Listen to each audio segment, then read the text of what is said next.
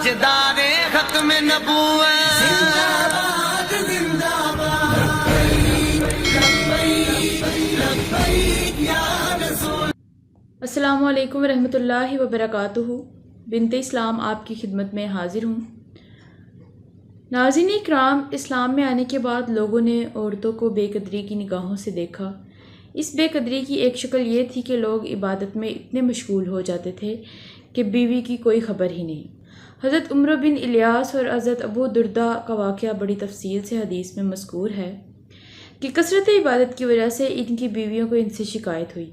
नबी करीम सल्लल्लाहु अलैहि वसल्लम ने इनको बुलाकर समझाया और फरमाया कि तुम पर तुम्हारी बीवियों का भी हक़ है, लिहाजा इबादत के साथ साथ अपनी बीवियों का भी ख्याल रखो।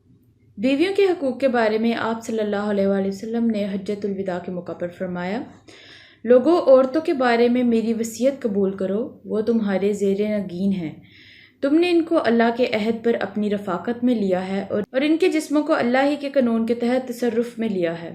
तुम्हारा इन पर यह हक़ है कि घर किसी ऐसे शख्स को ना आने दो जिसका आना तुम्हें नागवार है।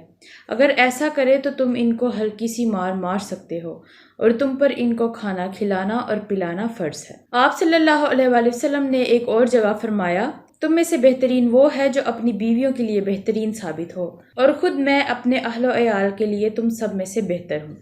आप सल्लल्लाहु अलैहि वसल्लम ने फरमाया, कामिल तरीन मोमिन वो है जो इखलाक में अच्छा हो और अपने अहलो अयाल के लिए नरम खो हो। नबी करीम सल्लल्लाहु अलैहि वसल्लम के फरमान से ये साबित होता है कि मर्दों को बीवियों के हक़ में सरापा मोहब्बत और शफ़क़त होना चाहिए और हर जायज़ अमूर में इनकी हौसला अफजाई और दिलजोई करनी चाहिए। कुछ लम्हों के लिए दूसरों के सामने अच्छा बन जाना कोई मुश्किल काम नहीं। हकीकतन नेक और अच्छा वो है जो अपनी बीवियों से रिफ़ाक़त के दौरान सब्र व तहम्मुल से काम लेने वाला हो और मोहब्बत और शफ़क़त रखने वाला हो। वीडियो को ज़्यादा से ज़्यादा शेयर करें, कमेंट सेक्शन में अपनी राय का इजहार ज़रूर करें। अस्सलामु अलैकुम व रहमतुल्लाहि व बरकातुहू।